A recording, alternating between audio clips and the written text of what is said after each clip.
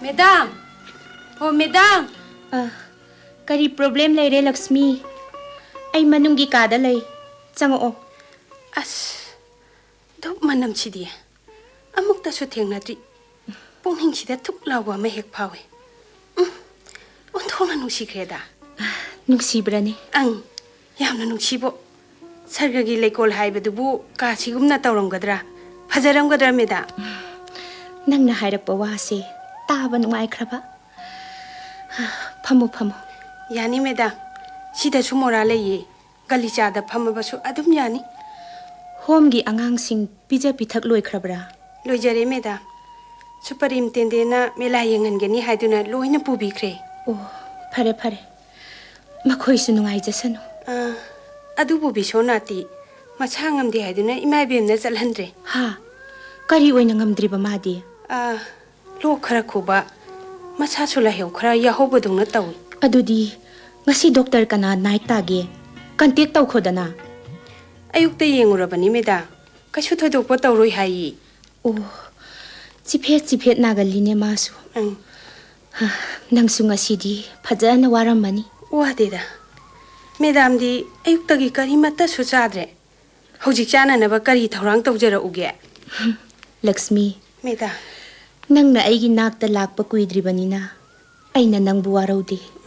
Meda. Ngasigi numisimadi ay ithanta kahasida kanabusu unadana. Bratta tawluna lenjaba numitni. Oh, meda. Ay bungapiyo. Ay kari mata khangjahodre. As. Iche singnasu haibiraktabanini. Hairaoy. Makhoidi aigasu loinadana karamna khangani. Meda. Ngasise. Aigi ipuroibagi kuntra tare suba mapok numitni haibasimadi nahak khangiko. Khangjai meda. Lakshmi. Meda. Numisimadi aina khudingmak thadoktuna mabu pena seba tawje. As. Aiche onthokpanida. Mana aibu yamna thadokningdana chatkhiba khongchatnini. Chattaba yadaba punsigi khongchattuda. Meda. Thongnawdo hangdo. Thabaldo nongi mapai singduna khumjinkhidra amukta yenge. Hangdokjage meda. Asigumba amuba nongi mapai singna sabun paiduna leiba maraktagi. Punimagi thajana wana lituna lakpa ingengi atiyasi. Meda. Mahakna yamna kalakchakhibani Lakshmi. Meda. Mabu pena amukta yenghangi. Pardadu so haidoune nangbo. Phani meda haidokjage. Nangbu chatningabro? Chatningde meda. Ai leijakhige yamna kairagadra. Kaisu kaidi layu. Nangnabu nungaini hairadi. Yengone Lakshmi. Meda. Aigi ipuroibagi photo sina. Mayek sengdaba thabal na leitengliba atiyasi. Meda. Kayada pamjana yengliba. Meda. Aishu ipuroibana nauna hundokpirami. Adubu aina mikup amatabu mahabaning chingjaba ngamjati. Karigi ngamdriba Lakshmi? Khangba ngamdaba chaina khol amana ahibu ningsingbagi pangkal layandi. Angawbisidi thamoise nung olabatada thongna leirakadabanine nangbo. Meda. Aina ngasigi phibamse karamna oirakhiba. Ningsingmubada isana isabu kanano haiba. Hek kauthokpa mikup yaudaba natte. Meda.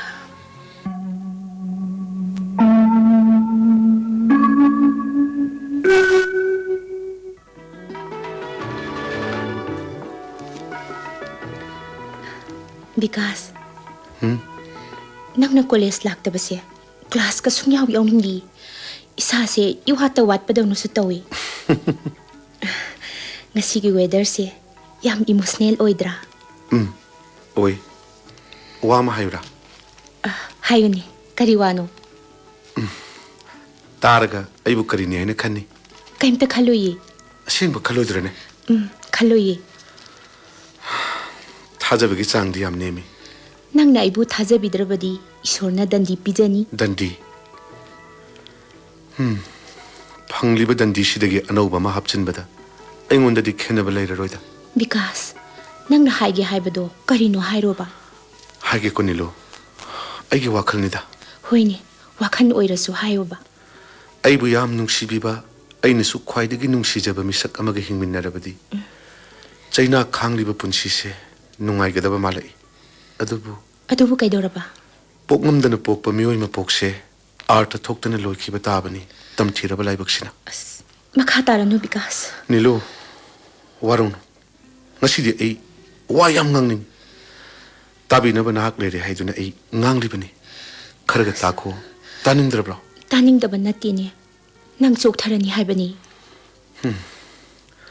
ꯍꯤꯛꯊꯔꯕ ꯄꯨꯟꯁꯤꯁꯦ ngasi di sokta khini haibagi mi pai bisu phawdri because nangi damak ai leiri sidi madugi paukhum do ningba kaiba ngaktani ne nilu because nang ai bu kari gi thajadri banu aina nang bu soidana nungai hangani nilu ahing nungthin naidana nangi wakhal gi pothapham pigani adubu nilu adubu Hegi thauna leinaba chance amakhak nangna pibiyu kari chance let's get married because no let's get married no nilu sorry nilu because sorry thanks ai kana bu su wahan ba ot pa pamdre punsi se ai gi phamdadi asemba wari lairik tagi su hena tamthiram le because nang adum na khak haiganu laying bigana asuk yamna khumang sausilaklaba matam sida nang kaisu tawruye ibani hingmin nagadabani because nang aige hingmin nakhisi nilu aina nangbu prithvi gi phawraba hospital punamakta puduna satkani punsi se challenge ni singnagadabani kari gi adu yamna ninghanari bano siba ngai ni hingliba punsi sina kariya sa torunggadaba male nilu because nungsibagi artha se aigi iphamdadi wahan thok leitrabani adubu asana thalaba nangi punsina punsi amabu khawrang nangai jabagi makalam laba wahi du tabada aigi mit ki pisi tarakanu haibi yadre nilu because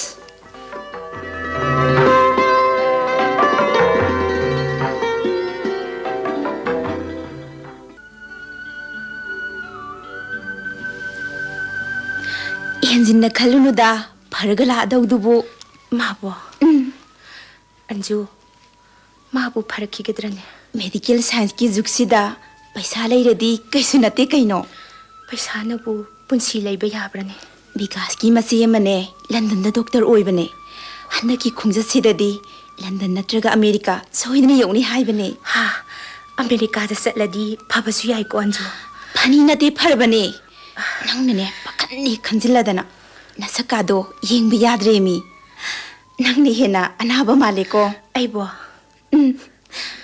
kana desi college ngak chaluse nang sauranu ai chatlaroi nilu ai loina khangeba maindo khara fresh oina bani aina haisi anju kasida sum leiraga mabu ningsingbana ai hena nungai bagumna tawi nilu asengbani ai khongthang khuding mikup khuding vikas khaktagini ma kam dauram gadagi ado college da chalaga gittagi I paw khara lauseba maduna phagadro adudi ai losilage nang phamamuko sidagi dairi sibu aini yengbe yabro yaye kaino sehi hobagi vikas da pinabani se yengamuse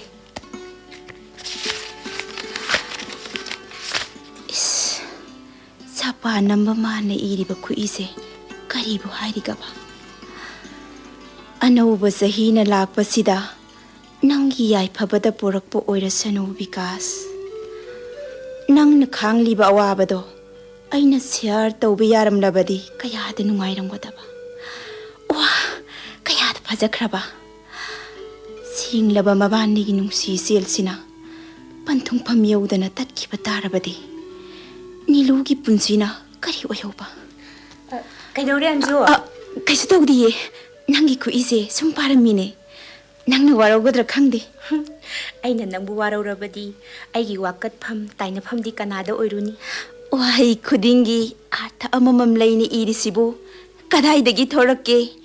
Aidi ngakpa ama po inangse. Asengba. Awoibagi. Nong matakpigi. Ato thosira. Ay gari pur aroy ko. Oini, yari kaidawrage. Driver oirorage na laabane. Oh.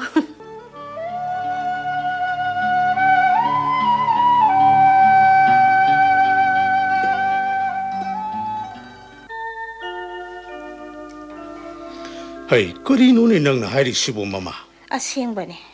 Babada hawdoksaba ngamjadabadagi sum leirabagi wani. Madu yamna luba wafamni. Laina loba yade ko. Namsu khalune malini. Baba, aykhoy momo sibu phararoidrane. Pharasidi isa yam pharena. Adubu seksimba amakak darkar oi. Sikaktan. Nupi masado masakna phajariba. Onthokna nungsiza khare aiti. Hey, nang di kamaina khanguriba ha. Git ka ngarang la ame. Baba na sabiriba apple ga grapes ka se manapur ambani. Oh. Yumda ka la ama wa were ko. Isu masak uninge adudi. As mana ne. Momo gi laibak ta ka ba humang do. Phiyandagi tawen ga lauraga tapna ingna taithok biriba. Parda marumdagi ubada kayadi nusire. Isana nokpa udaba kuhirabani. Mana phagi tau-tauduna wari sabadudane. Momona mathwai tana nokjariba. Adagi thau yadaba sangomdusu glass ama phajana pithaame. As seba taubaga onthokna yengba nungai khare. Aidi imau oijaning khrebo. Nang ne hairpo wa sidi mama. Nupi masado leiradi aykhoy momo se yam thuna phagadaba mali wakhalsida. Adu oiragana nukti gi lao hairasiro ha. Hera adusu hek ya ponteda. Adu baba mana hairamini ko. Kari hairami batasini. Chaba thakpada chaningde khote na tawradi mangonda phone tawbirau ma laki. Sabu thamoi senen sibiduna hairamba oiramasu yai. Adubu imugi asadi imung sidabu mayon chongna khidrane. Malini hangatna yenglubada mangal maset ama phabu yaudi. Aigi wakhalse amamagi amamba ngakta. Ibani gi laibakse afabadi natene ko. Khangdeda. Aisune Kaludri gaidi kasu taude. He kanjilubada prithibi sinai koksida nantara abagum samane. Baba, aykhoy sibu kaya kuina sumaina laigedagi. Henjin khalugum sida. Kasu ani ngai leiteda. Aina taliba paisa singse isagi punsigini. Machi manasu dollar kaya ni. Magi account thamiba. Ai ninghanade honakini. Hey, handak America salubadagi di masasi yamna di improve oire ko. Hoi, adubudi mahausa na tre kusu kumenga yengba yam nungai reda. Aduni. Sahi taragi guarantee ni dana. Adubu yaudri da check up amu puge na khalimni ne. Isa se piklingai dadi onthok na masama ofana haurakhrabani. Kadai dagi kamdau no nar khibano anabano ai khangdreda. Tabada tujungba pokpa migi mapauda mi paigalamba thamoi se ngasidi kap kadra no kadra I khangdre. Baba angang takhini ko ma hawalabani ko. Malini ma nai khoidigi saruk jam hena singba helin he. Baba yan hal satpa Mumbai gi khungsattuda ma nai ngonda kari haiki khangbra. Baba masadu taipeta Pamung do the hippaga. Baba, blood change out toga kaisu tauroye. Ay parani ye. Karigino. My do duk jam number idubo. Ying ngai ti. Oh, blood cancer ni haiba masukang baba. Come down here to dear. Sase. Yam na kanseso. Doctor singa free prank to warisane. Makoy ngakliba ni mama. Treatment kuding mak. Masan hena kia lawi. Sagi pusil se jata mani. Mangonda ninghan na ba pakat pa thukat pa amang pawa yaut. ꯅꯣꯛꯃꯤ ꯑꯔꯪꯕ ꯌꯥꯇꯣꯟꯁꯤꯡꯗꯣ ꯍꯥꯏꯐꯦꯠ ꯎꯠꯄ ꯃꯥꯒꯤ ꯃꯥꯏꯊꯣꯡ ꯎꯕꯗ ꯃꯇꯝ ꯉꯥꯏꯗꯨꯅ ꯂꯩꯔꯤꯕ ꯑꯅꯥꯕꯁꯤꯡꯗꯣ ꯃꯈꯣꯏ ꯍꯤꯡꯈꯤꯅꯤ ꯍꯥꯏꯕꯒꯤ ꯑꯁꯥꯗ ꯂꯩꯍꯧꯏꯗꯣ ꯃꯥꯜꯂꯤꯅꯤ ꯕꯥꯕꯥ ꯑꯩ ꯌꯥꯝ ꯄꯦꯜꯂꯤ ꯃꯥꯒꯤꯗꯃꯛ ꯊꯃꯣꯏꯁꯦ ꯆꯥꯎꯊꯣꯛꯆꯔꯤꯕꯅꯤꯅ ꯍꯩ ꯏꯃꯧꯅ ꯄꯨꯔꯛꯄ ꯒ꯭ꯔꯦꯞꯁꯇꯨ ꯂꯩꯇ꯭ꯔꯕ꯭ꯔꯥ ꯈꯔꯒ ꯆꯥꯈꯤꯒꯦ ꯌꯥꯝꯅ ꯍꯥꯎꯏꯅꯦ ꯌꯥꯝ ꯂꯩꯔꯤꯌꯦ ꯐ꯭ꯔꯤꯖꯗ ꯍꯥꯞꯆꯤꯜꯂꯝꯕꯅꯤ ꯑꯩ ꯂꯧꯖꯔꯨꯈꯤꯒꯦ ꯕꯥꯕꯥ ꯆꯠꯂꯣ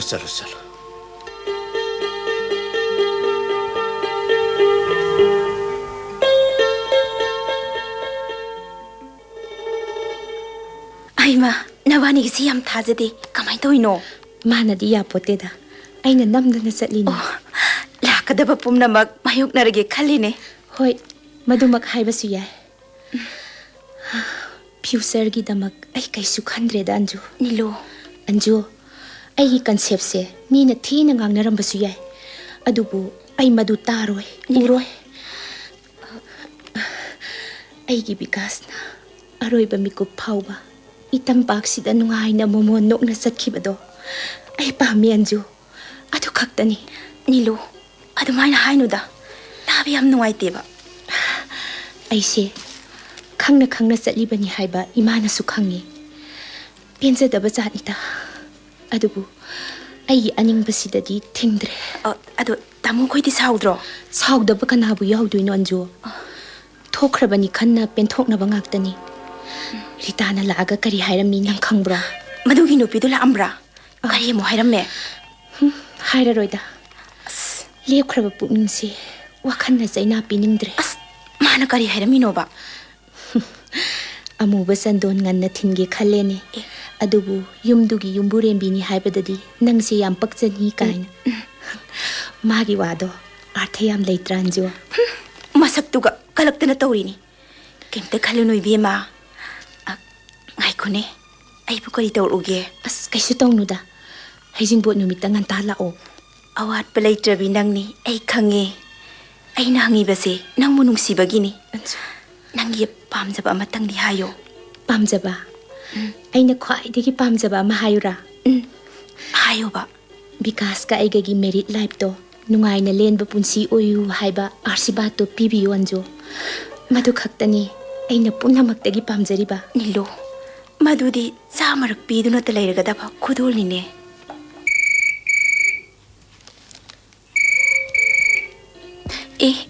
ꯐꯣꯟ ꯂꯥꯛꯑꯦ ꯌꯥꯅꯤ ꯑꯩ ꯄꯥꯏꯔꯨꯒꯦ ꯍꯜꯂꯣ ꯑꯣ ꯕꯤꯀꯥꯁ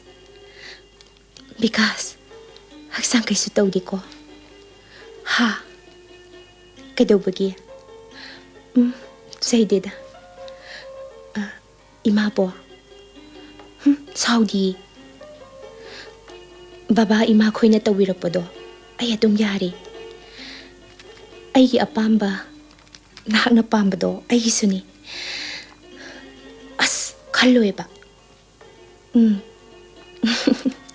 이만나비보 안줄래예 하 호이 마디 아기 과이디김 시제비 이만나비니 짝사리 아도 얌완가누고 담마시라 바이 가야이노 하이징포키네 아기 아빠암바 아이템 하이러 오이 ꯒ꯭ꯌꯥꯟ ꯇꯥꯁꯤꯜꯂꯛꯏꯕ ꯃꯦꯔꯤꯖꯀꯤ ꯀꯦꯛꯇꯣ ꯀꯦꯖꯤ 10ꯗꯒꯤ ꯇꯥꯗ꯭ꯔꯒ ꯂꯣꯏꯔꯦ ꯔꯤꯇꯥꯗꯣ ꯑꯃꯨꯛꯀ ꯍꯦꯟꯅ ꯀꯂꯛꯆꯅꯕ ꯀꯂꯛꯄ ꯑꯣꯏꯔꯝꯃꯣꯏꯗ ꯑꯟꯖꯨ ꯅꯪ ꯁꯤꯟꯅꯕ ꯃꯤꯁꯤꯡꯁꯦ ꯐꯅꯗ ꯎꯈ꯭ꯔꯕ ꯍꯣ ꯃꯒꯨꯟ ꯈꯪꯉꯕ ꯅꯨꯄꯤꯅꯦ ꯑꯐꯕ ꯅꯨꯄꯥ ꯑꯃꯇ ꯎꯕ ꯌꯥꯗ꯭ꯔꯕꯅꯤ ꯌꯨꯝ ꯐꯖꯕꯒ ꯐꯥꯒꯗꯕꯒꯤ ꯀꯣꯏꯇꯥꯟ ꯇꯥꯅ ꯂꯩꯔꯕꯅꯤ ꯑꯁ ꯃꯥꯏꯕ ꯃꯥꯏꯕꯤꯒꯁꯨꯅꯦ ꯁꯪꯒ ꯌꯥꯝꯅ ꯇꯧꯏꯗ ꯃꯥꯗꯤ ꯑꯁ ꯑꯩꯗꯤ ꯀꯤꯕꯨ ꯀꯤꯔꯛꯑꯦꯅ ꯑꯗꯨꯗꯤ ꯀꯥꯟꯅꯗꯦꯁꯤ ꯃꯥꯏ ꯋꯥꯇꯣꯛꯁꯤ ꯑꯩ ꯏꯆꯦ ꯈꯣꯏꯁꯨ ꯌꯧꯔꯗꯣꯏꯅꯦꯕ ꯍꯪꯆꯤꯠ ꯉꯟꯇꯥꯅ ꯂꯥꯛꯑꯒꯦ ꯑꯗꯣ ꯑꯩ ꯀꯔꯤ ꯂꯩꯔꯨꯒꯦꯕ ꯅꯪꯅ ꯇꯝꯕꯤꯕ ꯈꯨꯗꯣꯜ ꯑꯃ ꯍꯦꯛꯇ ꯌꯥꯏꯌꯦ ꯑꯁ ꯂꯨꯁꯟꯅ ꯈꯜꯂꯨꯅꯨꯗ ꯑꯟꯖꯨ ꯍꯣꯏꯗ ꯑꯩꯅ ꯇꯧꯔꯛꯄ ꯑꯃꯅ ꯍꯦꯛꯇ ꯄꯦꯜꯂꯣꯀꯣ ꯍꯣꯏꯕ ꯀꯩꯝꯇ ꯇꯧꯗ꯭ꯔꯕꯁꯨ ꯌꯥꯔꯕꯅꯦꯕ ꯃꯗꯨꯗꯤ ꯇꯧꯍꯩꯇꯦ ꯕꯥꯔꯇꯣꯟ ꯆꯤꯠꯇꯕꯒꯗꯤ ꯌꯥꯎꯗ꯭ꯔꯦꯀꯣ ꯌꯥꯎꯔꯝꯃꯔꯣꯏꯗ ꯑꯗꯨꯗꯤ ꯑꯩ ꯆꯠꯂꯒꯦ ꯆꯠꯂꯣ ꯑꯗꯣ Anju Nang lakpase ay yam nungayba. Nanggi laman yam tolibani ay si. Asingba. Aying ay gida bigas nabanida paki siki lakot pa hayduni. Hoy hoy. Aduda tare. Ay sale ko. Nungsida Anju. Ibanigi punsi khongsat khenarani do. Fairen thagi angawba leichil mapai singna aigi thamoi atiyada maning tamna koi pai pairare. Pukningi ningai sibu karamna themsiga ba.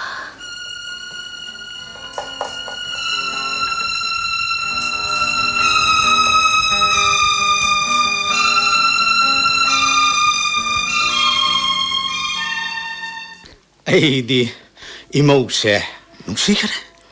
Isanu pi kaina khibagi awabado kokle malini. Baba ka kawa khonthok tu de kari haini nungsikare. Ay gisu laitrena. Kuire isana mention kiba. Mana muga masugi phimati amanane. Mako haira kopadana lining thau khurambadudi as ay dine onthokna penja khaba. Handaki tolop tedi isagi kuji pajaba masake. Manusa puthorpado makhuto ihang hangi asimu nungai tin he. Baba na kuji sagradi ay su ma sa tare dana. Nangi di kari sadoiba. Ay gibo. Hayu. Haydo. Yo. Imau puraga hekta lairun. Ngai ko. Aina hana purukhige. Nangna ko taha rakhinu mama. Kadai da yadagine. Ngasi sibu kayani palai dauno. Ay bu salhauru rasira. Masidi. Baba, za. Imagisu sile. Yare tamo.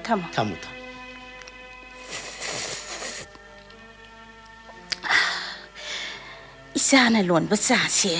Hauja kharaba. To. Yung makusay ang tiyong. Bema, ay nakutong tapiro babada. Kaino tawridubo. Ay ma, angang si hainiram da tari. Era kujido bo haibane. Baba. Yung isagi kusi uredana nang so. Baba, ay kuji yamna laye. Ay nasidabani. Ihe nangi leijabani. Ipana thondoriba. Yangoy, hayeng di babagi sta mayam lakani. Makuigi mamangda sihan doribani ne babana. Adudi ay susalani. Babagi da utpa yapon te. Ay gisu utorimne. Godre shodubu aybu. Baba, ima, mana. Kari hariba. Masano ngai ki haibro. Haidi, saising saningi haibani. Salaga loiredana. Ay diaper kauge. Hey, nang siyong sakadamni. Matanda thadokpa yade ko. Phani baba. Sango. Sananaba tharang tawjaruro. Namaga aigana bazar satkadoribani. Hey, maline. Tharang tawrurodana nangso. Phani, ngasidine khare yamna ketha tari. Masidi.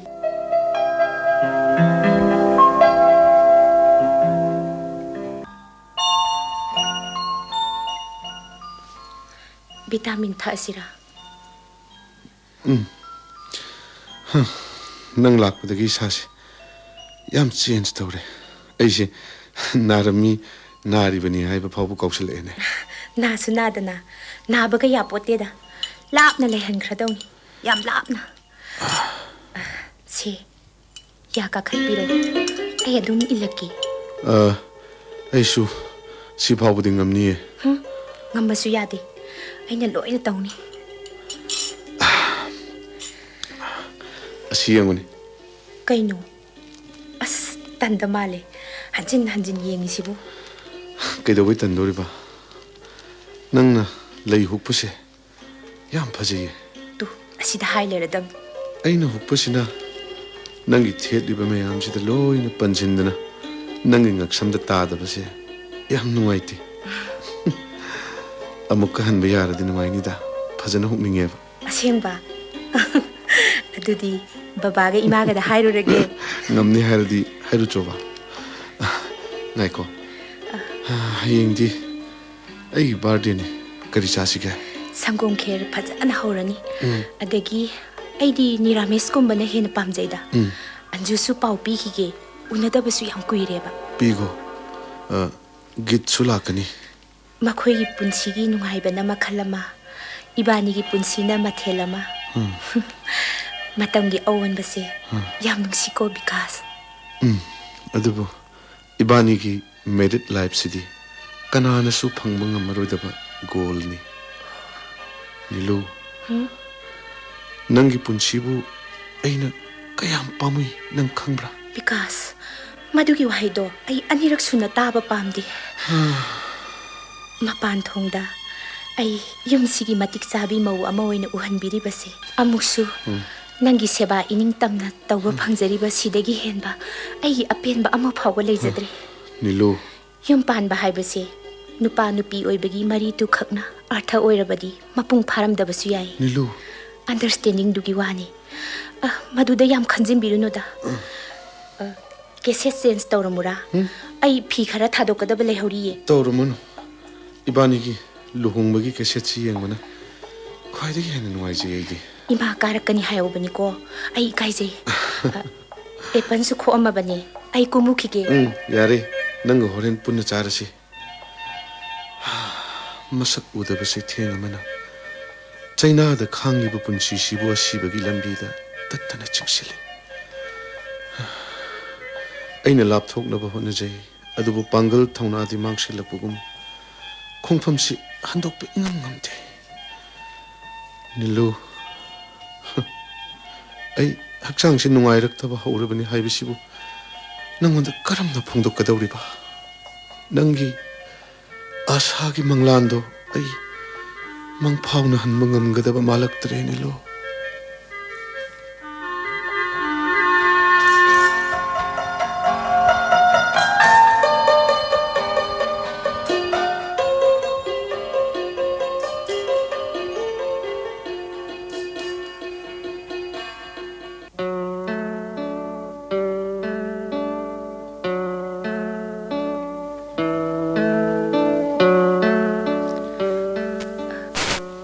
थोंनावसे हांदोकसिरा Nongalabra ngali से कांखल से हाइदोके अयुकी फजबसे येंगुने इंग इंग लाउना लिरी लिरी सिलकबा मेंगलबा नुंसिकी सौमसिना हक्सांगदे यैबसे अतोप संसार अमदा लैबगुमना इसासे इताव इतावी yengune chingcheptagi tapna likhalakliba numit ki mangala sina taibang sida aranba amotpa amatta lehelaroi haibagi matagum migration na kapthorak pa reflection singse saithaba hiba kabi singna amuksu chitrakar amana magi machu su na yauraba canvas tagi turi ne lauduna yeklabasu mahuksaagi phajabase matana hengadaba mali विकास पृथ्वी सिदा लैरिबा Hiram कयादा फावरबा मियोइसिंगसिना प्रकृतिबु जोय तौबा हाइबसिदि ओइथोक्लरोइदबा वानी नत्रने निलो विकास महौसादी महौसानी संसार सिदा लैरिबा जीव पानबा पुनमा ईश्वर की खुसेम नत्रने brush तौरसिरा micro ngaktan phangi मखादा कुमथरगा लोनदा खोंका मंगा तरादंग ससी हाइगे न तौबनी आइदी nungdawara moina salasida ओ ai khara sok thei corridor sida oina phamage फमुसे यानी से एगी लेंबान सिदा पाइबिरो yani तपना तौसे तपना yani nilu nang yam ware ko कैदौबई वादोइनो से तपना फमथबि को गाउनी खोंदी इंगनगुमसिको आई मोजा लौरुखिगे angakpani nangi thamoi puksel nilu aina nangbu phangjabase aigidi kaya da laibak pharaba nilu ai hingning khreda nilu hingning bagi kallaba sapu mana thamoi sibu thauna hapni tattana adubo Mapoksina kari tamligaba. Moja se ngarang subane kitang ingtakti tawi. Adubu upasiko. Yani. Adu ngasi di kari sasige. Ha. Saning bam ta haibiu ba. Nilo. Malim ga nong madol ga chilok na phamdo. Pajaram gani ko. Because. Aidi. Madubu yam na yengning ba maphawri. Madugu mama pham ama akakna na leipote da. Magi hopam loipam leiram bataragadi. Sumaina mikuk khudingi ahongba leiduna phajaba kaya ma uribase uramdabasu yai. Saning bam ta phawdri bra hujikso. Nang kari pijaninge. Nang pijaning mudo chagi poro. Ado sindu haibetang tingthokhisira. Chin singba singdaba. Ayonda kari bu khenaba leiba gene nilo. Because. Kari no lawru charage haraga. Ngasidi ay khara wadna tawbani. Haksangsi haining ma ipaw da ba. Drip kapsira khara kan khatna ba. Drip ti kapanusi. Adudi sango moina thaksiko. Ai lawrukhige. Lawru. Ado maiko ai phamung doini hipkena. Phambasi wai nuaite. Nungaina batta tawbiyuse. Kasu tawrusi. Baba su tikeki confirmation tawnabagi mi unaba satkrabani. Ai hawake. Ima kausiro. Yani korno. Handakti nanga punna chatminagadaba khongsat oibadunara. Ai yam thuna chatningi nilo. Kuidana chatlani. Se tapna hittase. Tapna. Monse khara singkhatki. Yare. Wangman bra. Yare wangdi chapchare. Yam nungaire. Singkhitang thaksira. Thake hai. Se sindo hani ko. Tapna. Yare. Yam wari bra. Wadre phare. Ai wadre nilo. Nilo. Ai kaidaro uge because. Nangi khutto piro. Se. Nilo. Nang. Because. Nang yum si thadokuna sakke khanganu ko. Because. Mafam se ai sargani. Sungchat chatloi aidi. Nilo. Nanga kaina bangamoy. Nang thajadabra. Sum hari baiduni. Nangi thotlaba kucha singsi. Kaya da nusiribnu yenguni. Because.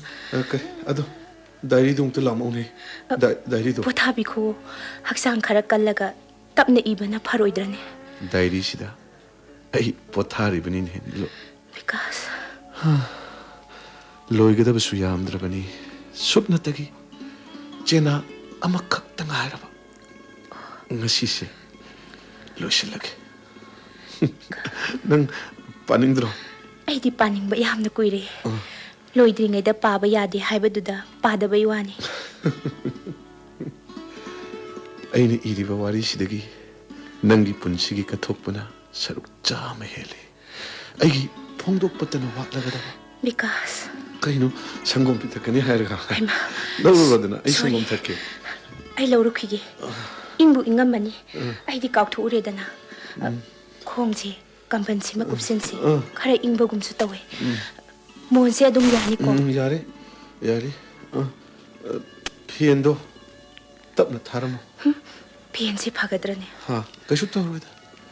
Hakchangsi khara omsak mai ngasi se. Phien humbadi pharuyi.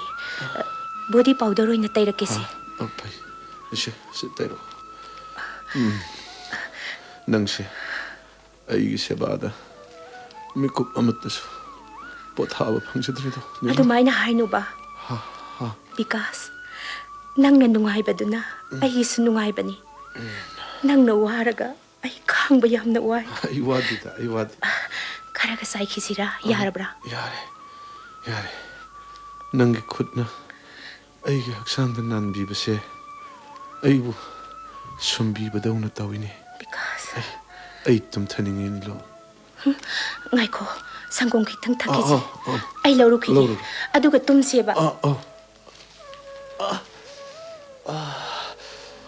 Tapna chalo. Nilu. Tapna chalo.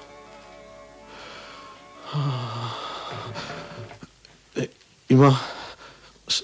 Ay wared. Ay tabaksi. Soro hon basu am nuai raktri basi. Kaino. Ipun badok. Kaino mit pumam silak padong. Nilu. Laibak TV o heledo nangse. Kaino nang na ay butek nururisibo. Ima. Diary sidamde. Evolution da biyade. Ay nilu da tamjaba. Kudul se mapung padrabadi. Kaino ayna sulam waris. Ima nilu. Ogdala. Laule. Kaino se.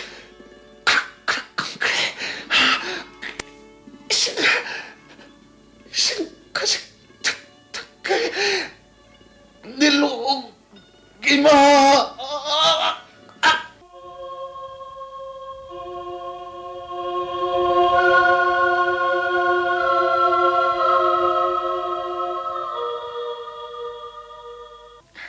Ingamdana amuk sahala iba. Haima, tumtharabro. Diary sina maida khumjili sibu nungai roise. Mai sidi humang na loire dana. Bikas. Se sangom ilake. Tadra maleni. Bikas. Masase. Karino tauri basibo. Bikas. Ima. Ima. Baba. Kaino ay nauri basibo kaino. Bikas, amok tadi kumo kay daw bagi. Si sanggom si ikot pen na ilagi. Masina ay gipen da bawa nagalay hauro ay bra Bikas. Nangay buwaraw na bra, ha? Biday pinam na nasali ba karigino, Bikas? Biday pinam ko, Bikas!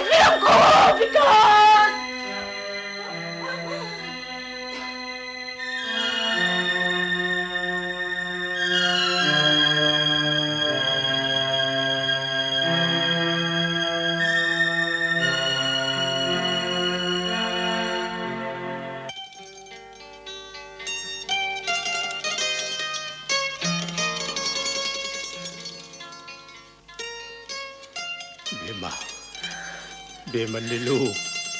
Karigino. Nasangamdraga ayong masida. Baba. Manggi maiku mutkrabara. Nilu. Natawiyang mangamdre na ipawa. Namahan marolama. Ay bukram na kango haribano. Bikas. Pagi mo nangga kaila base. Ipa wakred. Isor. Nang nisabo pubiki base matang saman. Benkidrada. Nang ipawaraw mo na leha. Babana. Flight ticket kakpa sa kre kang labamagtada. Nang kari ipawang ayramdri mo no ha. Atiyada thogliba tawan mitsak lising sigi marakta. Bikas ki thawai na koi pai duna lerong gadra baba. Hello. Imong na potara lo. Namasudri kapi bali. Siyangoy. Nasado kandra badi. Ay koy na pangthukadori ba. Karma se. Bikas na piloy na he. Manawaraw kadori ba ni. Nasiyamaso. Ay hindi yorak lanida na. Kari hai ba?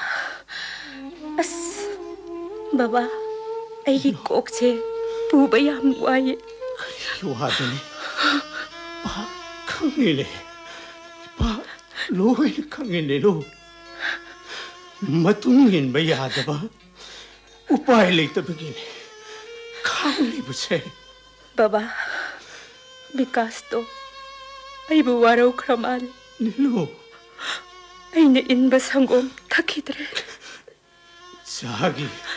Nahum kraba may tungdo da. Amubat sa dantin ba do? Ipa. Pagi tamoy sa masya talabanin hai nilo. Hindi na po taro lang. Lay pareng. Oh. Kanigi angkot pareng sibiri ba? Baba, magi foto na lay pareng sibiri ba kanigi no? Yaroy! Yaroy, baba! Madi lay pareng sibayam na pamjadaba ni baba! Lay pareng sibigano, baba! Lay pareng sibigano! Hello! Otok panida ko. Ay, bukaram na kangsip. Hey, so! Bikas, kapsaba sinay ki apen ba? Ay ki kudol oizaragi ko. Pasan na tamlamba ay ki mitki pinse nga sidi maning tam na sintaragle ingagi nung jumarag siya. Bikas!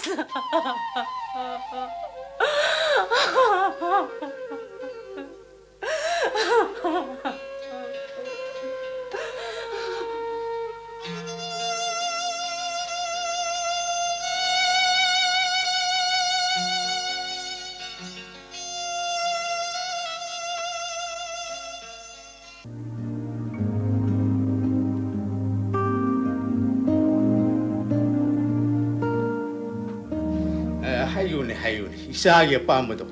Ipana loy na pangtokan. Hayo. Nilu, nang imabu thadokduna yumda hallage haibadudadi hairakanu koibema.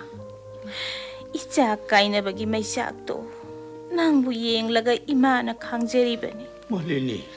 Ima, ay yumsi thadokduna sungsat satsaroye. Adubu Kaidawba Nilu? Aina haijagadauriba wafamse babasu imasu yabiyu. Hoine. Nang ya pamado singnudana hayune babada. Baba. Hayo. Ima. Hayo. Ay social work da master tauge. Ha. Taujage. Kaya good. Very good. Isa dia dunidana. Hey, nang natamning ba mapam amakayo. Ngasimak ipana kantek to bani. Hayo.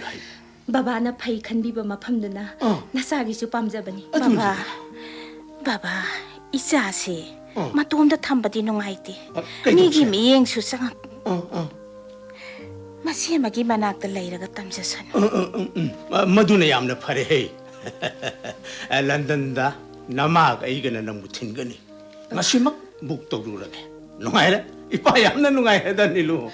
Baba. Nang nataurakadauriba thabaktugi mamido imadasu taribani. Yam phai. Master da nate research taurakadabani. Taurakadabani. Hayeng nang nathorakpada imana chauraba building ama khudon tamgadauribani. Ima. Nang natauning batawba yana na ba. Hey, Malini, masi magi trangkon ni. Ang da pairuso. Hey, khoi lakani haibagi pausu pikro ko. Phani. Nungaire. Hey, yengoi. Mamangi loisindana leiriba building sisu. Hayengdagi mystery sing laklagan. Bikas ki mingda hospital ama magi anniversary nangnanaba hangdoki na khali babana. Baba. Nasagi pamjabasu adu khaktani. Amaromda mama mapa leijadraba soinairaba angangsinggi home amatanga. Mapuroiba nanaungna hundokpiramlabi kana leijadrabi singi punsibu nasana protection tawjani baba. Very good. Isagi apama khudimak tauni. Nangidamak nama ay nasima sulairi sidi. Tau.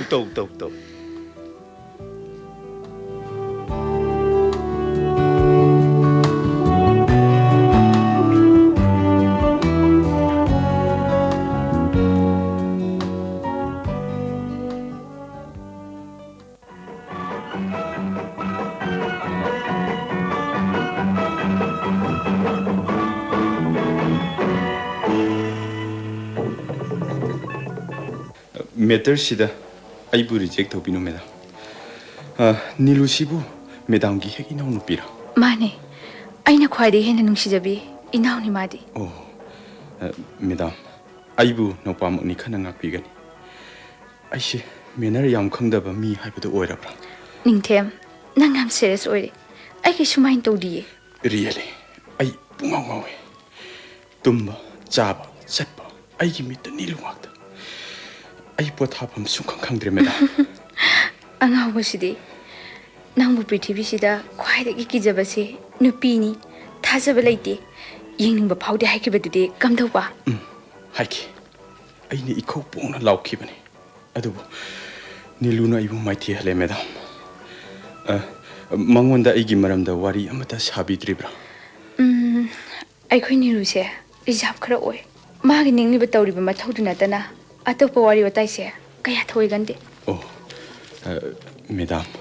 Ai nilu ka amutang unajage ba. Yam kaigadra. Ningthem. Aina London hospital se leirakpase jahi 13 sure. Nanga thengnabana jahi 6 mapung pharaba. Adubo nange siguma nesa sidi ai mikup amata jusu ukhide. Madam. Ai yamna ngai. Nang control tawne. Madam, please. Ai mabu yam nungsi je. Sure, ai help tawgani. Thanks. Madam, thanks. Adubo matamde ai mangonage yaba mtang lawaga hairake. Madam, aigi wari pumba mabu convince tawhan biuko. Aigi life story da hena nungsi birak pasu yai. Phare, maduma khonage. Thank you. Na kumba matik jaba mabu inaw ni rugi damak phangjaba haibase ai khogi laibuk phabani. Madam. Oh, pungsi 2:30 tare. Ai mabu university dagi larugadabani. Kaina rasira. Okay. Madam, lengbiroro. Aishu lepta changpige.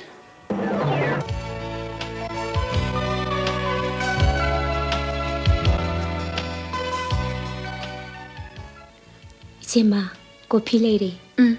Thamo. Ai, nangidi ngasidi aigi birthday numitni. Oh, sorry. Pamo. Class kamdawe nunghaibra. Yam nungai sema. Hanadi adjustment khara wale. Haujiti yam phare. Aidi nangbu yamna appreciate tawe. Sema. Thamoi se chauthok saribani. Nangbu ina oina phangjabagi. Sema. Adubani ro. La kadur nangi tungi pungsi simadi. Aina ne yamna nungai haning. Nang aina haigadur ba wafamse lana lawganu ko. Sema. Nahak ningthengwa sakhangna khreko. Sema. Mana nanga muktang wari sanaba pami haiba kuhirabani. Aiga. Sema. Ai bungak pigan. Punsi sigi damaktadi ai kanaga su unaba pamjadre. Nilu. Aina lawjariba phirefse ise mana support tawbiyu.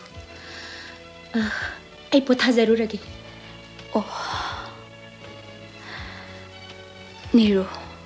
Wafam sina nangi thamoibo hena majet tahalabra. As ontok panida. Man haibu warurangadra.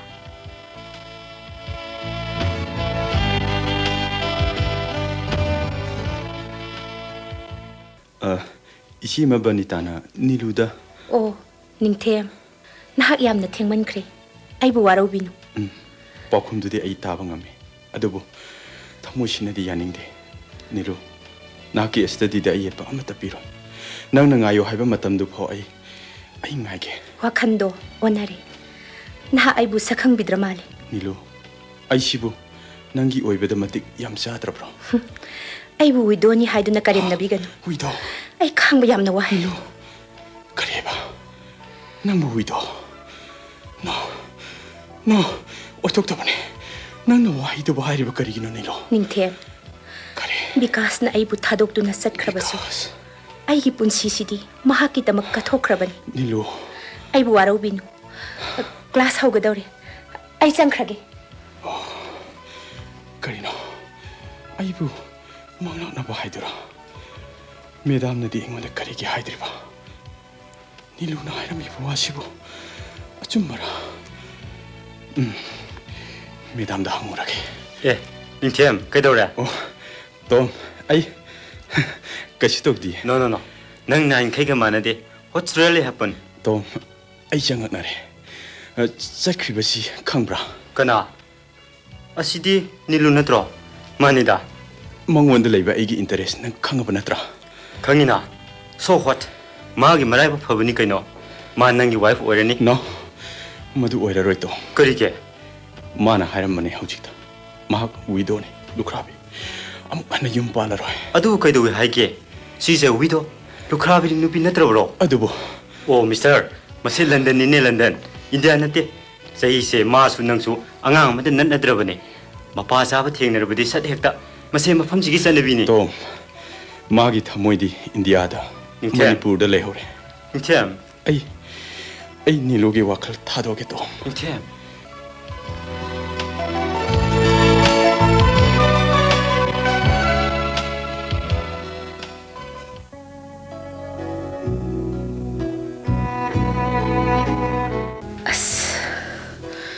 Nung singan khidrada ahing sina aibu kari khaliga ba sok tharaba imis sina mikup amatta su usilu yadriba sina karige ai gi aroiba exam si piramdana satkrasira nate isi mana aibu kari khankhigada ba amaromda ningthemgi hongakliba mawong mato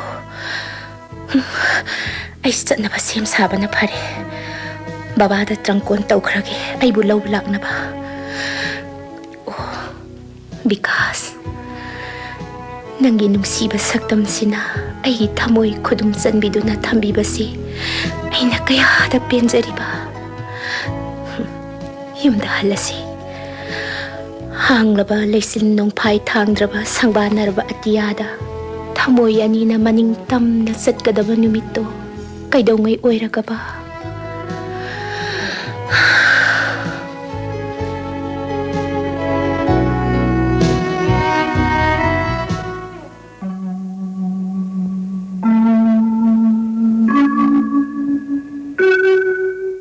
Lakshmi nangbu tumtharabro tumjade medam gi wari singchi tabada ai pung thakri nongalakadawri धूपसे अरोइबो ओइना अमुक्तंगा थाखिगे इदा Haima diary सिदी धूपकी मकुम मक्ता ngaइरेदना करंबा मिकुप्ता आइना सेना हौद्रिबा madam की diary से यामना चेक्सिना थंबीबा माले वाहि सिंगदु धूपकी उफुल सिंगदुना इमक मक्सिले आई कंथोक सौरा मेदा यानी लक्ष्मी आई कंथोक जगे आई कंथोके विकास की पोथाफम इबानी की पुंसी की लंगदाई मेदा आहान बसु अरोई बसु ओइखिबा आइना विकास त तमजखिबा खुदोनी माना खुमजिन बिरमद्रबा डायरी सी मेदा आइना सु खुमजिलमलरोय अदुम हांगदुना थमलगे आइगी पुंसी की वारिसु लोइसिन बिरमद्रे मेदा लक्ष्मी मेदा आई इपुरोइबगी सक्तम से अरोइबो ओइना अमुक्तंग पेन येंगजाहौखिगे मेदा नाहक थोक्रो पोथा जरूरो फनी मेदा आई सर विकास नंगी मोमो नरबा माइथोंसे आइना काउबा मिकुप्तुदा आइगी अरोइबसु ओइजेगेको नाहक पोथारो आइना सेमजरिबा लैगी सैजा मथक्सिदा नोंगालकले थोंनावसे थिंजिलगे नाहकी मंगलान कायदनबा आइसु थोखरगेको विकास काइनरसी मथंगी चहिदा इबानी अमुक फमिन्नदुना थमोय थमोय पाउदमनसिको